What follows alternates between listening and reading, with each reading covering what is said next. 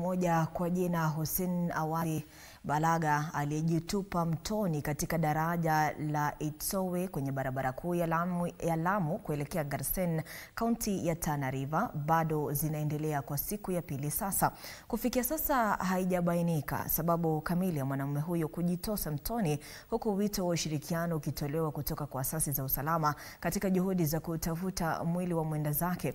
Kwa upande wake, spika wa bunge la kaunti ya Tana River Osman Galole amesema huenda msongo wa mawazo ukawa ni miongoni mwa sababu za jamaa huyo kujitosa katika mto huo, kwani alionekana akizungumza kwa simu na kisha akaitupa kwenye mto na kujirusha hapo baadaye.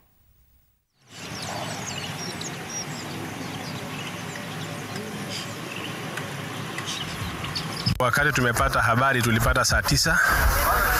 So kutokea saa 9 sisi tumeanza kufuatilia, na kwa juhudi zetu ofisi yetu ya special program imetuletea boat na iliweza kulala hapa. Ikawa ni usiku, masaa hiyo boti imefika ni saa 1:30. Hatungeweza kuingiza boti kwa mto.